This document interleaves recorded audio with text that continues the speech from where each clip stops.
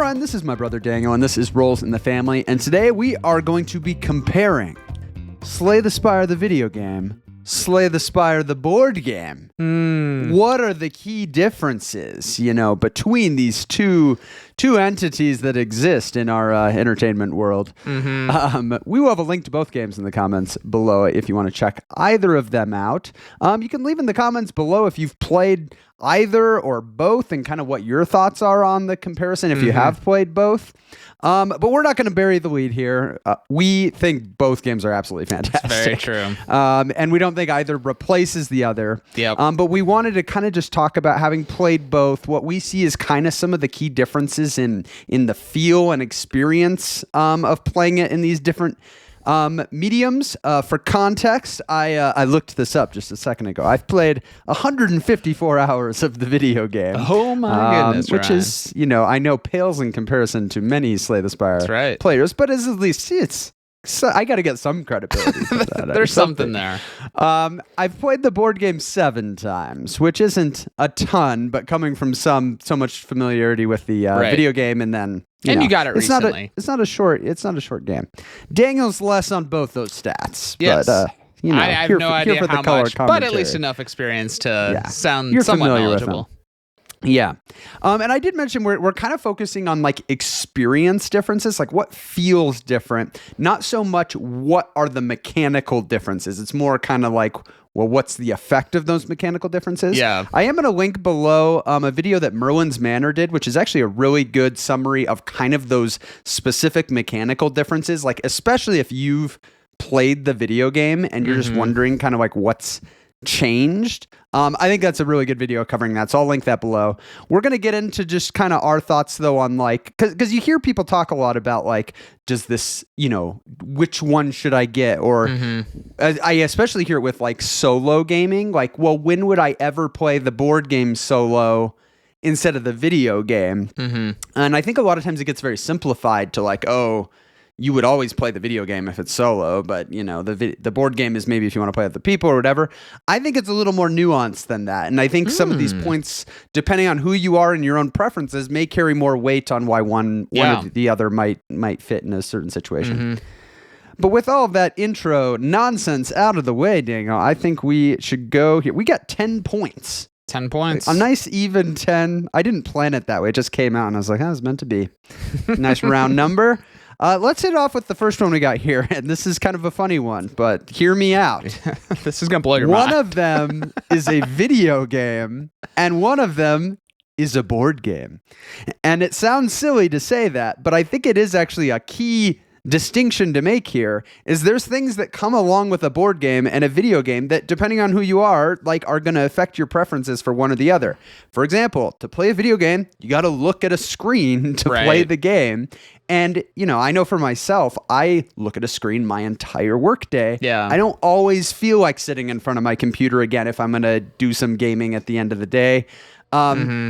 Others may be the other way around, where they're like, oh my gosh, board games, like it's so fiddly. I have to do everything, moving things around. And it's like, okay, that's definitely an advantage the video game has with how it manages it. Right. I know for us, this is a board gaming channel. We definitely can relate to the feeling of just like holding the pieces. Yeah. Like the first time I played this game and I'm holding the cards in my hand and I'm like, there is something really tangibly satisfying about holding these, moving them around in my hand, playing them out. Right. And so, different people, that's going to maybe be more of a factor. I think this just speaks to why we love board games in general. I mean, there's so many board games that ultimately could just be, video games, but I think there just is an element of the physical nature of moving things at a table that is extremely satisfying, and I totally agree with that difference. Being one, it's funny, we've tried a few games in the past, on BGA or Tabletop Simulator, and we've always said we almost are cautious now of trying a new game in that medium because you're getting the same gameplay, but it is a different experience. It's a different experience than the physical in person. And for us, I think there's just something more more satisfying about when you're actually able to like touch and interact with the game. And we're seeing more and more examples of really, really good video game ports of board games. Like I know Terraforming Mars, Wingspan, a lot of these have really, really polished good ports. And so you got to kind of ask yourself like, well, now that exists, does that mean you would never play the board game again? Right. And maybe there are people that would be true. Is like, yeah, I would rather play this streamline. You can whip through games faster. It's for sure. Yeah. But that's definitely kind of the first big thing in play here is just kind of like your own preference and like when you would want to, kind of have one of those experiences or the other. Right. Bringing us to, I guess I had a note on here on the thought of like the board game being a little more finicky. I mean, you got to realize you got to like actually shuffle your deck now. Yeah. It doesn't shuffle it for you. Right. You have to get out all the enemy decks and manage like there's just more management. And this was the part I think I was most worried about, and a lot of people were most worried about with the board game is like, oh my gosh, why would you make a board game of this? Yeah. Like, isn't that the advantage? Isn't that the advantage? But I think, and we'll probably get into this more in the video, that they did a lot of design things that really mitigated the tedious nature of that. We think they did a great job of translating this into a board game in a way that's not too fiddly. That said, it all depends where you're coming from. If you're a board gamer that's played a lot of heavy board games, you're probably going to feel like we do they did a great job with this. It's not very fiddly. That's true. If you've only played, if you're more coming from the video game side and then you're coming to play this and you haven't played sprawling board games that require you to do a lot of like upkeep, it's going to feel like a lot because compared to the video game it is. So it's going to depend a little bit on your perspective coming to that. But let's get to our second point here, which is that the board game has native cooperative play. You can play with your friends, and this is probably the one you hear talked about the most, kind of for why you maybe should get the board game. Now, I know that there exist like mods that you can play multiplayer in the video game, but they're unofficial. It's not like an easy, natural way to get it. It also is a very different experience to play like multiplayer with a video game like that versus sitting around a table and playing a board game together. But this, I think, for us is one of the hugest selling points. Oh my gosh. Because coming as someone who has really enjoyed the video game and like that feeling of doing a run and it's unique and the excitement of that, to now get to share that experience is awesome. Yeah. Like it really is. Well, and people who've maybe watched some of our videos before, I am not a solo gamer and I'm not a solo video gamer either. Like really my history of video games is I always love the shared experience. And so, I mean, this is like one of the most transformational things. It's like it took Slay the Spire was a game that I did play the video game, some, and it was like, man, I love this game, but I just don't love solo games that much. And so it was like, this is amazing, but it's solo. So I'm like, making it where I can now play with you and we're like sharing this experience together was just an unbelievable change for it. Yeah. Yeah, it's really huge. And now, admittedly, this game,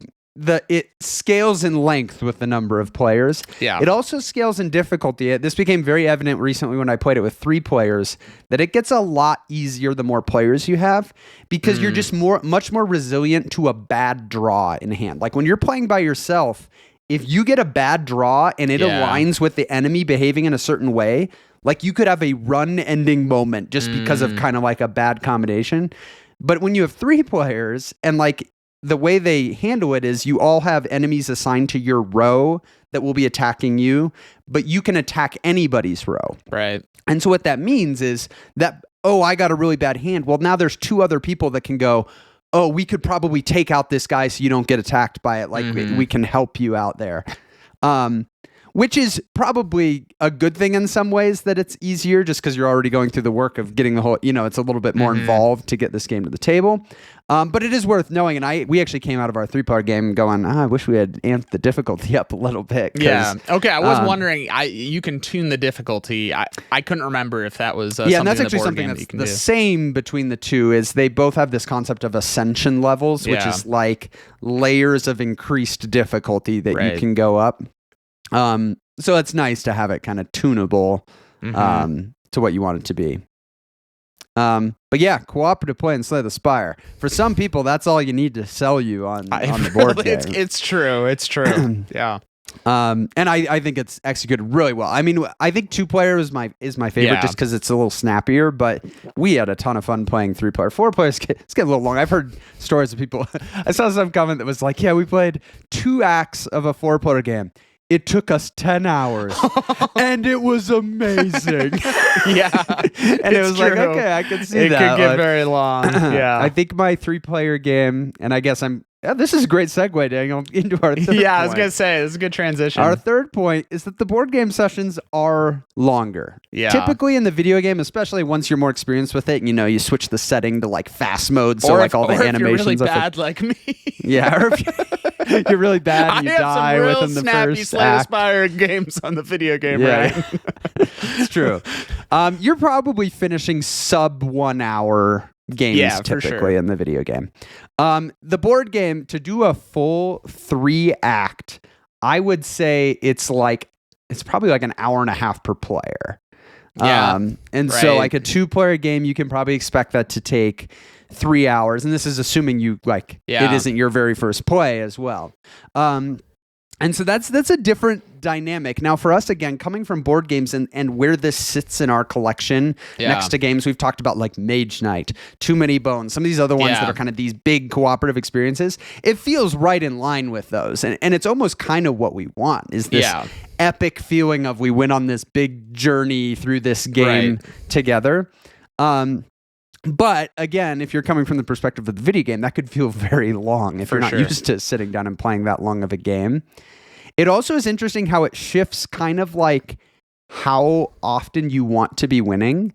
So like in the video game, and maybe people have different opinions on this, but I think often people kind of like, at least people that play the game a lot, enjoy when they're losing actually quite a bit, because it makes those wins really, really feel extra good. And in the video game, it's because it's so snappy, it's so easy to say, like, just start a new run and go again.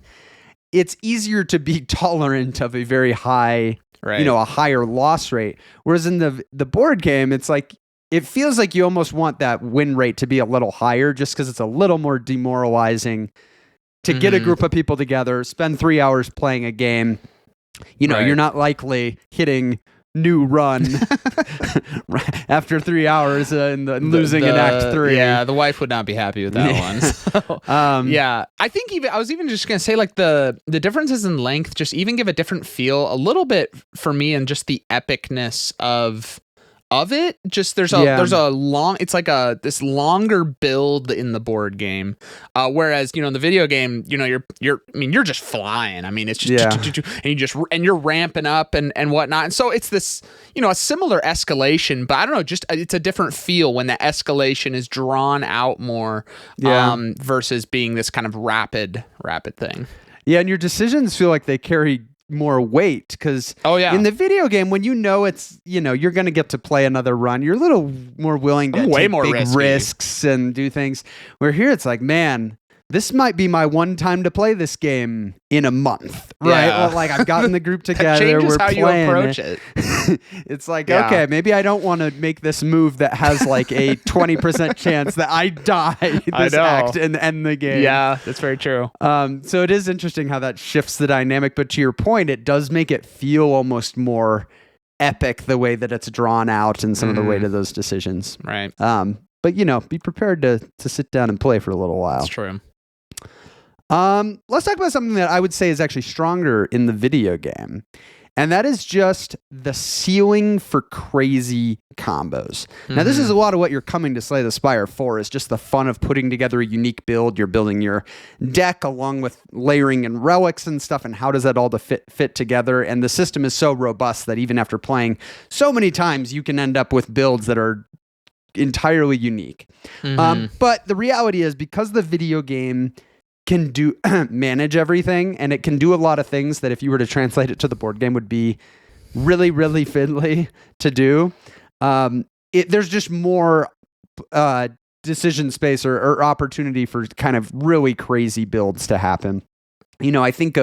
I had some build in the video game where I had something that, like, every time I exhausted a card, it added a random card into my hand. And then I had something else that made it that I like often exhausted cards. Yeah. And so I got in this crazy cycle where almost every card I'm playing is going out of my deck permanently. Yeah. Giving me a new random card.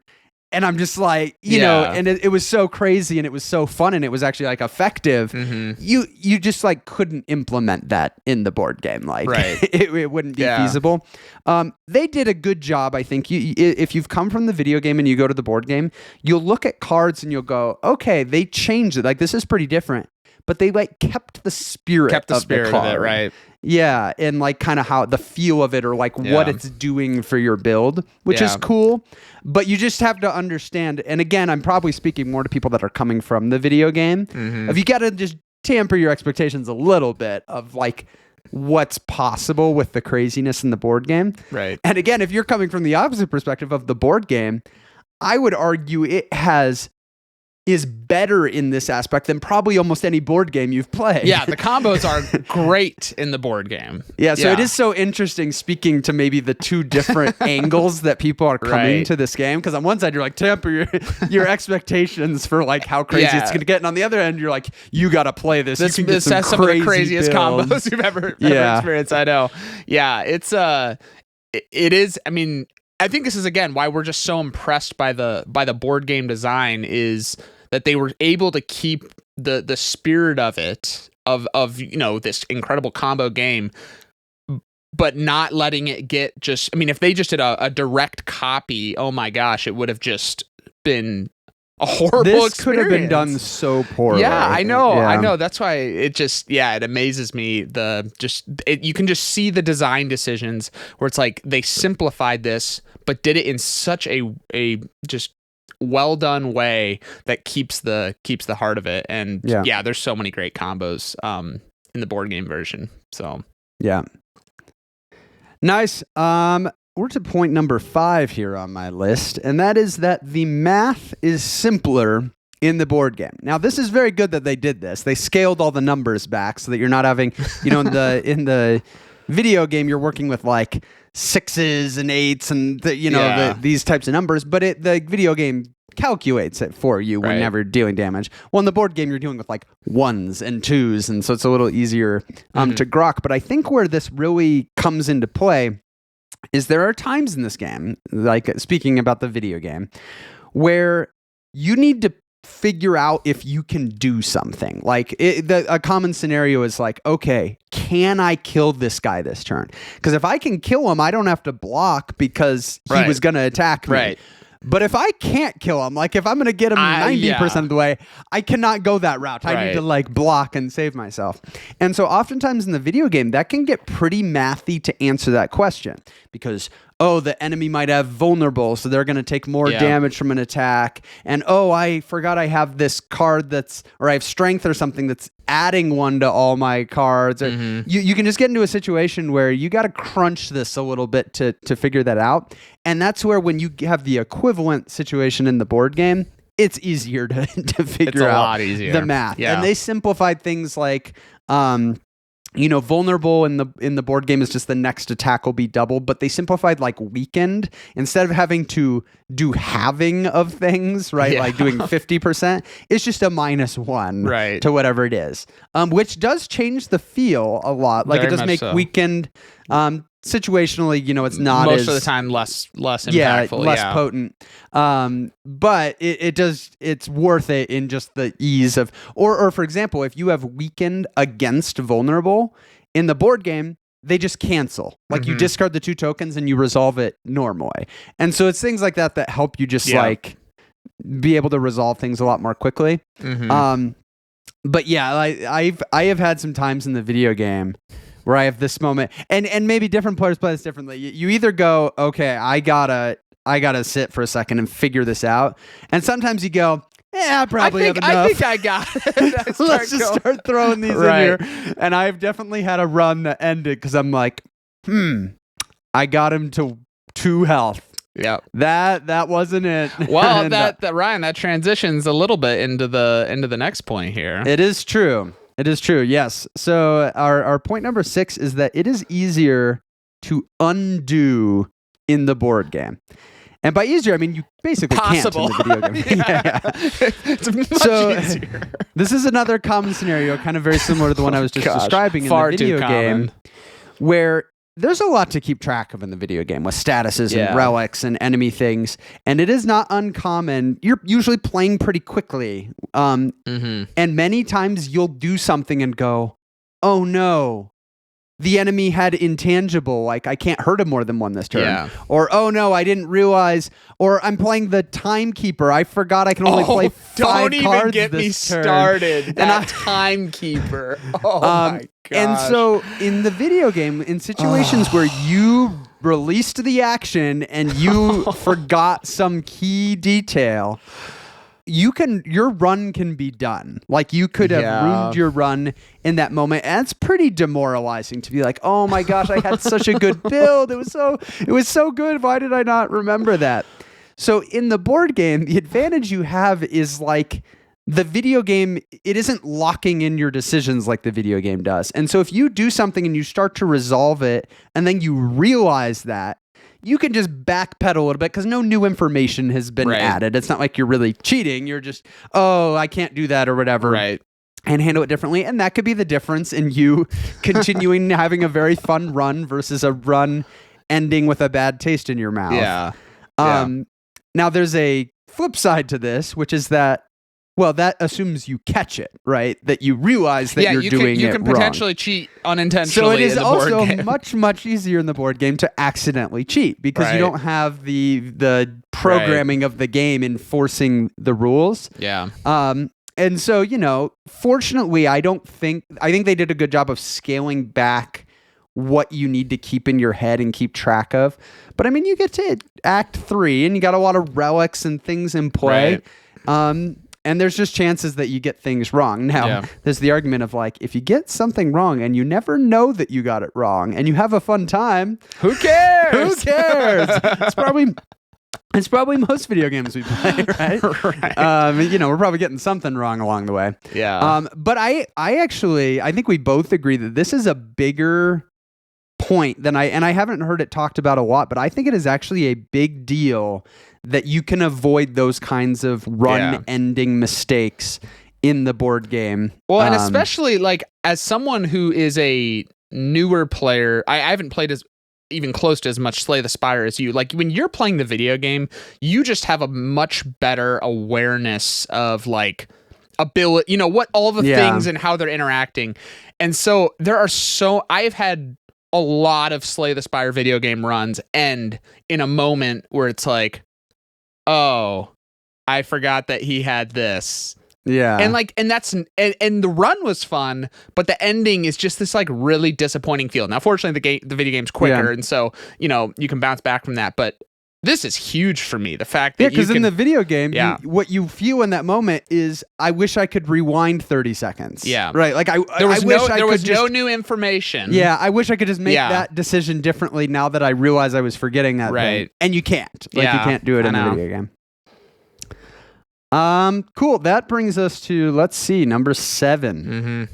Mm-hmm. Number 7's a little one, but I think worth calling out. And that is that losing health in the board game is more impactful. And this is a result of the numbers being scaled down. Yeah. So in the board game, you have like 9 health versus in the video game, you might have like 70.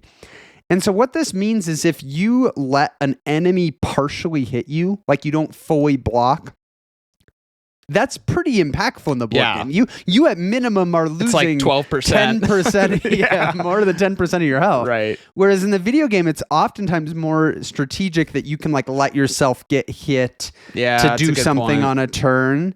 And so you feel it a little bit more.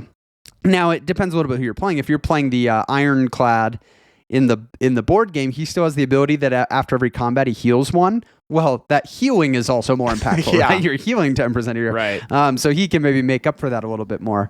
But it is a little bit of a shift in mindset of just like how careful you need to be about not getting hit. Because I've had some of my early games of the board game where we're getting down to the, last ones. I'm like, man, I've got like 3 health left. coming up on this boss, and I'm like, that doesn't leave me much room you need to take any hits. You need to like scale it from your video game experience of like, okay, take 1 damage here. What would that be like if I was offered? But even if I, had 3 health versus say 25 health in the video game, the 25 still gives you more room for getting hit lots of little times. Right.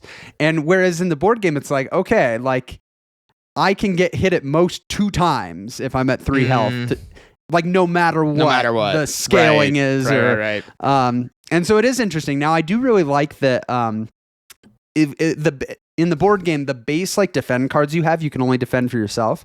If you upgrade it, you can now also defend for other people. And there's other upgrade cards that let you defend for other people, which is a really nice, I mean, we didn't really talk about it in our kind of like cooperative play segment, but that's another really nice part of the cooperative play is you've got the dynamic of helping attacking each other, but you also get to a point with upgrades that you can help defend, and you get a weird dynamic of almost synergistic builds of like, hey, you can go harder on your crazy attack combo because I'll help you a little bit on the defense. And that's something obviously you can't really do in the video game. You got to kind of be the complete build in and of itself.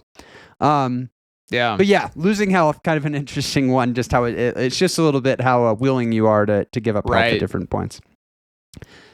So number 8, we're going to talk about relics. And this is actually very brilliant, I think, how they implemented this in the board game. Because in the video game, there's all these relics you get that have all kinds of different abilities that the video game is just managing in the background as far as like, oh, on turn 3, you get this much block, or like this happens. I mean, there's just all these different triggers that you don't have to think about. Well, how are they going to translate that to the board game without you needing to remember all these triggers of every card you have in front of you? And their solution was for a lot of these cards that like trigger occasionally, they basically give that relic some die result. So it might be like a 1, 2, 3. It could be just a 6, which would be something that doesn't trigger very often. And at the beginning of every single round, you roll a die, and that one die result determines all relics triggering. And so it's very clean. Like you just roll the die, that determines what triggers. It also determines a lot of enemy behavior is based off of that die result. So it's very easy to manage and you just do it. But there's some interesting like design implications of that's different from the video game. And namely, that's the way that you can kind of hedge your relics. So for example, if I have a relic that triggers on a 3 and I get another one that triggers on a 3 or a 4, like I'm getting relics that are going to hit together, but if I miss them, I'm going to get neither of them. So I'm kind of like doubling down on 3s, right? Like it'll be amazing if that gets rolled. But conversely, you could be like, okay, I'm going to try to get relics that spread. I'm going to pick up one in the shop that hits on 4, 5, 6.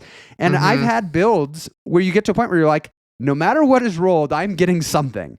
I'm never going to get a lot because it's impossible for me to get some of these things at the same time, but I am guaranteed that I'm getting something.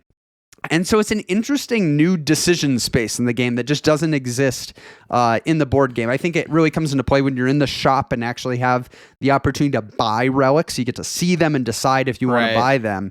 You can see how that fits in with your current ones. And there is that feeling of like, do I want to get another thing that only triggers on this? It'll be amazing if it does, but is it better for me to hedge? And so I think it's an interesting aspect of the game that just felt different. Oh, for sure. Well, and obviously it adds a little more randomness, right? Because you roll a die, right? So it's you could get a relic that triggers on something and never get it trigger. On the flip side, you could get some, and so I think it creates a little wider range of just what can happen, and you could view that as a pro or a con, right? But I just thought it was both. Obviously, they were simplifying and did a great job of that. But again, it, like you said, it just creates this really different feel for how your relics can perform. And you might have a game where it's like, oh my gosh, this relic like came through, because any relic could trigger any turn. Like that. I mean, and that's just something that you don't have necessarily in the video game when it's it's predictable when it's going to come. And it is a fun moment, like as you build up the team's relics, you get to a point where you kind of know like 4s are amazing for us, like across all our relic. And so you roll that die, and there's the excitement when you get the thing that's good for everybody. You're like, oh my gosh, why? And isn't there cards also that can like reroll, manipulate the die? I mean, so that's another like element of where to mitigate maybe some of even the randomness is you can even be like, oh, was that a bad roll for us as a team? And then it's like, okay, well, I've got a reroll and I can do that. So which is sometimes a very interesting decision, because sometimes it's like, I can change it from a 4 to a 5. If I do that, we're going to trigger these really good relics, but you're going to not trigger that other one. I know.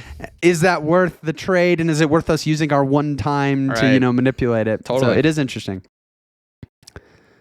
Let's see. We're number 9. Yeah. Coming down the home stretch here. This is a big one for me. This is a big one, actually. This is a big Maybe one. we should have put it higher. The list isn't in really. I know. in order. Nobody's watching anymore. The list is in like kind of just like a to make it flow well in my mind. But this is that it is easier to predict enemy behavior in the board game than it is in the video game. Now, both the video game and the board game have this aspect. This is a huge piece of the DNA of Slay the Spire, that on your turn, you can see the intents of all the enemies. You can see what is this enemy doing this turn, and that's where a lot of the strategy comes in. The big difference is in the video game, you cannot see what they're going to do next turn or all the options of what they could do. All the options. And so that's where people that play the video game a lot, you start to learn these enemies. You start to learn this enemy, this is kind of how they behave. These are the types of things they're going to do. And some of them it's really important to learn. Like, this is the guy that like after 4 turns, he like hyper beams, and I'm going to have to block like tons of damage. And if I'm not prepared to do that. Whereas I'm like, that turn comes around and I'm like, what the heck? That's not fair. And so what's different in the board game is all of the algorithm of the enemy behavior is printed on the card. And so even if it's your very first time ever playing the game, you can look at the enemies that come out and you can understand how they're going to behave or potentially behave. Now, some of it is driven by that die roll. Right. So it's not going to be like guaranteed, but you know what the options are. You know what the probabilities are. Yeah. And so that actually is a huge difference in your ability to enjoy the strategy of the game. Because the strategy is more enjoyable when you feel like you know the enemies. And so it's like the bar has been lowered a lot in the accessibility of enjoying that strategy. Absolutely. Like, as someone, again, who has not played the video game a ton, that was one of my frustrations, is I just never felt like I was at a point where I knew what these enemies could do. And so there's just a lot of times where like, oh my gosh, I didn't realize that or whatnot. Whereas, like you said, the accessibility of you could come into the board game for the first time and you can look at the enemy and understand the scope of what they can do. And then this is where it gets even interesting when their actions are determined by a die roll. Again, going back to the option to manipulate a die roll, you can potentially manipulate what the enemy is going. If you're like, oh my gosh, that doesn't, that's going to be horrible if he does that. Even that aspect, I don't believe that. I mean, I for the most part in the video game, I don't believe there's much like I don't think there's a lot of that. That kind like of thing changing happening. Intents. Right. Yeah. So unless you like I don't know, stun or whatever, do something to them like that. Yeah, and it's worth mentioning, like, there are some enemies that are driven by these die results as far as what they do. But then there's a lot of enemies in the board game that like they have a cube that walks through a sequence of defined very predictable actions. And that's very similar to many of them in the video game. The big difference here is you can see that sequence, right? Like you can see the whole sequence. And you know that they're going to move in a sequence. Like if you don't have that, if you haven't learned that in the video game, it's going to seem just as a surprise. Yeah. Yeah. So this is something, even as someone who's played the video game a lot, I'm enjoying in the board game of just getting to fully see the puzzle, right? Yep. You don't have some of the puzzle kind of hidden from you because you haven't memorized it, which is nice. Now, there's a lot of, the Slay the Spire video game players. You get to a point of, it feels good to get that feeling of mastery, right? And there is this feeling of mastery with like, I've learned these enemies. But that bar is it's just a lot higher to get there. I am not there. Speaking of our video game Slay the Spire veterans, that'll wrap up our list here at number 10, which is less of a specific difference and more of just a call out that there's a lot of little mechanical things that are different in the board game. And that means that if you are really, really familiar with the video game, you are going to have to be ready to unlearn some things and not make assumptions about how things work in the board game. So for example, in the video game, when you are the silent and you poison an enemy, at the end of every round, that poison amount decreases by 1. Well, in the board game, the poison doesn't decrease. It stays out, which has some interesting mechanical differences. Like getting 1 poison out is actually better. Yeah. But it also is like, that may not be your instinct. If you're so used to the video game, you're used to thinking that it's going to go down. Or, for example, the Watcher, who goes into the different stances and has the Wrath stance in the video game, that if you're still in Wrath when you get attacked, you get attacked for double damage. And I've died a few times from some reckless Wrath play. But in the board game, it's simplified to just, if you're in Wrath, at the end of your turn, you take a damage. Now, this is very interesting because on one hand, it's a little easier to stay in Wrath because the consequences of Wrath are at most 1. Yeah. Right? The consequences of Wrath in the video game can be devastating. Like, he's attacking for 24 and it's now 48 or whatever. But the other implication here is even if the enemy isn't attacking, you still are taking the damage. Like, you can block it, but you're used to thinking like, the enemies aren't attacking, I don't have to block. Yeah. But it's like, well, you're going to take that damage if you stay in Wrath then. Right. So it's just something that's different. The Defect, who has the orbs that he can, evoke, those you can evoke now in any order. There's no it doesn't cycle in order, which again, you can think that would be pretty fiddly to have to move them all every time. I know. Well, you can just, this is where it would have been so interesting to be in the room where they're like, okay, we've got this video game. And trying to figure out where are the places that we're going to simplify. And there had to be things that they were so sad to have to axe. Yeah. They're like, I hate to take this out of the game, but it really is for the best of the tabletop experience. Another example of the Defect is that when you evoke Frost Orbs, it's only 1 block instead of multiple block. It's the same as if you don't evoke it. And again, it's just little things like this that I found having played the game more. The Slay the Spire board game rules are actually really straightforward. Most of the complexity is coming on cards, and they're clearly do what they want to do. For the weight that it's at, it's one of the easier to learn, easier to play games that I've played in that kind of big epic game. Absolutely. That said, coming from playing the video game a lot, I almost find that more of my problem comes with remembering, that works a little different here. Right. Whereas someone who came to the board game completely fresh wouldn't have that problem at all, because they'd be like, well, of course this is how it works. Right. So that is something to just be aware of. I don't think it's a huge problem. I mean, it's not rampant. And like I said, the cards say what they do. So it's not you have to question it in those and they instances. kept the spirit of of all the things. And so it's not this this is totally a completely different thing. It's just and maybe that makes it harder is how similar it is. But you can see how they kept the heart of it, which I think is huge when you're transitioning from one to the other. Hey, thanks for watching. If you have not played either Slay the Spire, and especially if you consider yourself a fan of any kind of deck building strategy game, we believe it is a best in class design, both the video game and the board game. Hopefully this video was helpful in kind of seeing maybe the differences a little bit between the two. We got some other videos here you can check out on the channel as well, and we will see you in the next one.